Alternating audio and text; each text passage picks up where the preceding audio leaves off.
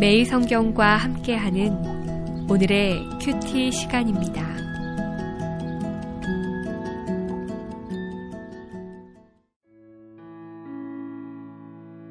(3월 11일) 오늘의 말씀은 마태복음 18장 11절에서 20절까지의 말씀입니다. 너희 생각에는 어떠하냐?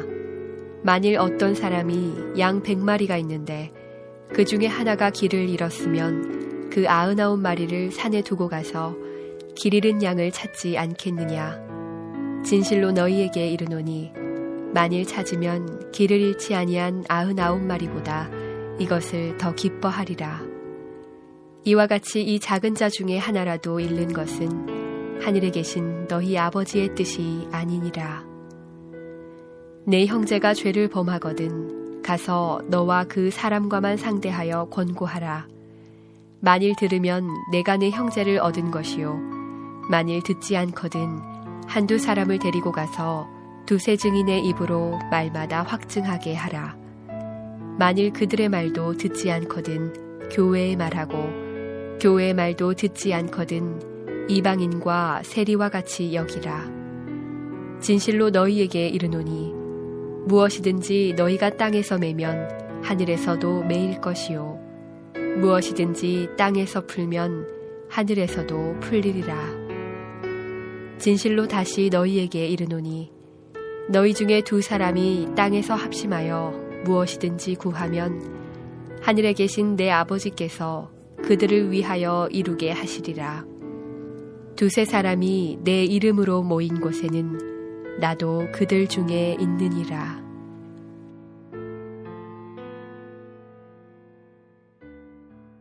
(2014년 3월 11일) 화요일, 만왕의 왕이신 예수님이 새롭게 열어주신 복된 아침입니다. 오늘 하루도 말씀의 빛이 여러분의 삶을 비춰 길을 보여주시길 축복합니다. 오늘 본문은 어제 하나님의 나라에 이어 교회 공동체는 어떠해야 하는지 말씀하고 계십니다. 교회는 어떤 곳입니까? 세상은 강하고 능력 있는 사람이 득세하고 특권을 누리며 약한 자는 도태되는 곳입니다. 그러나 교회는 아무리 연약하고 작은 지체라도 무시하고 소홀히 대하지 않습니다. 이유는 하나입니다. 하나님 아버지가 한 영혼 한 영혼을 소중히 여기시기 때문입니다. 한 사람 철학입니다. 그래서 예수님은 당신을 따르는 제자 개개인이 얼마나 소중한지 강조하기 위해서 이런 양 비유를 말씀하십니다. 참고로 마태복음의 이런 양의 비유는 누가복음 15장의 이런 양의 비유와는 차이가 있습니다. 누가복음에서도 이런 양 비유가 나오는데 여기서의 핵심은 완전히 잃어버린 양을 찾는 것이며 바리새인과 서기관같이 예수님을 대적하는 사람들에게 말씀하신 것입니다. 하지만 마태복음에서 양은 단지 길을 잃은 양이며 듣는 사람들도 제자들입니다. 다시 말해 누가는 교회 밖의 영혼에 대한 하나님의 마음을 보여준다면 마태는 교회 공동체 안에 믿음의 지체들에 대한 아버지의 마음을 보여줍니다. 마태의 이런 양 이야기의 핵심은 분명합니다. 14절, 이와 같이 이 작은 자 중에 하나라도 잃는 것은 하늘에 계신 너희 아버지의 뜻이 아니니라.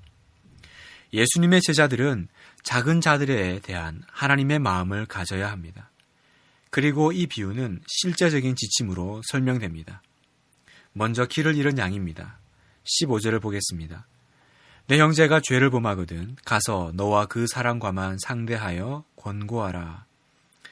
이 말씀에서 길을 잃은 양이란 죄를 범하여 하나님의 말씀과 공동체에서 떨어져 나온 제자를 말합니다. 길을 잃은 제자를 다시 되찾는 방법은 만나서 권고하는 것입니다. 먼저 1대1로 만나서 이야기하고 그렇게 해도 그가 말을 듣지 않으면 다시 두세 사람이 함께 갑니다. 이는 좀 더 강하게 설득하기 위함이며 끝까지 말을 듣지 않으면 교회에 알려서 공의로운 권징을 시행합니다.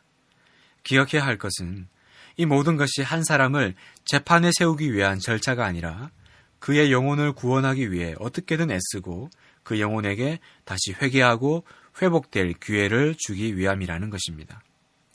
성도 여러분, 교회 공동체는 자신의 어떤 연약한 모습도 드러낼 수 있는 안전한 곳입니다.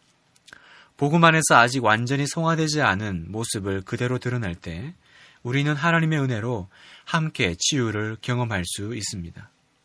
그러나 그저 자기 마음이 편해지고자 교회에 온다면 곤란합니다. 죄를 털어놓는 것은 후련한 일이지만 한 걸음 더 나아가 죄와 싸우지 않으면 뭔가 단단히 잘못한 것입니다. 모두가 완벽하지 않다고 고백만 할 것이 아니라 복음 중심의 진정한 변화가 동반되어야 합니다. 그런 측면에서 제자된 우리는 서로가 죄를 미워하도록 도울 책임이 있습니다. 정상적인 부모는 위험한 곳에 노는 자녀를 지켜만 보지 않습니다. 참된 제자는 자신의 죄의 문제뿐만 아니라 동료 제자의 죄의 문제를 해결하는 데도 적극적인 관심을 기울여야 합니다.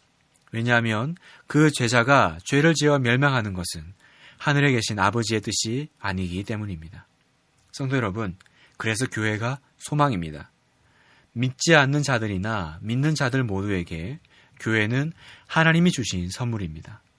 비록 연일 교회의 부정과 부패 뉴스가 난무하고 교회가 하나님의 영광을 가리는 일이 비일비재하더라도 교회는 그리스도의 몸이고 이 몸 안에 있을 때 비로소 우리는 구원을 얻습니다. 그래서 어거스틴은 교회는 음탕한 여자지만 여전히 내 어머니다 라고 말했습니다. 본문은 교회의 영광이 어떠한지 보여줍니다. 18절에서 20절 진실로 너희에게 이르노니 무엇이든지 너희가 땅에서 매면 하늘에서도 매일 것이요 무엇이든지 땅에서 풀면 하늘에서도 풀리리라. 진실로 다시 너희에게 이르노니 너희 중에 두 사람이 땅에서 합심하여 무엇이든지 구하면 하늘에 계신 내 아버지께서 그들을 위하여 이루게 하시리라. 두세 사람이 내 이름으로 모인 곳에는 나도 그들 중에 있느니라. 이 본문은 기도의 본문이라기보다는 교회 결정에 하나님이 권위를 부여해 주시겠다는 뜻입니다. 교회 결정에 하나님이 지시해 주지 않으신다면 교회의 권면을 들을 제자는 없을 것이기 때문입니다. 오늘 본문은 우리 신자 공동체가 가져야 할 참된 사랑이 무엇인지 보여줍니다. 쉽게 포기해서는 안 된다는 것입니다. 친구에게 아픈 책망을 해줄지언정 끝까지 돌이키고 회개할 수 있도록 도와야 합니다. 하나라도 잃는 것은 하늘에 계신 우리 아버지의 뜻이 아님을 기억하십시오. 오늘도 다시 이런 양과 같은 우리 형제들을 찾아가는 수고를 더하십시오. 교회를 교회되게 하십시오. 여러분이 여기서 풀면 하늘에서도 풀릴 것입니다. 함께 기도하겠습니다. 교회의 머리 되신 예수님, 몸된 주의 교회를 사랑하고 몸에 지체된 성도를 사랑합니다. 우리 안에 주님이 가르쳐 주신 공동체를 배우게 하소서. 주님이 포기하지 않은 형제를 우리가 포기하는 일이 없도록 도와주시옵소서. 또한 주변의 형제들이 권면할 때 우리 역시 잘 알아들을 수 있는 지혜를 성령님 주시옵소서. 우리 주 예수님의 이름으로 기도합니다. 아멘.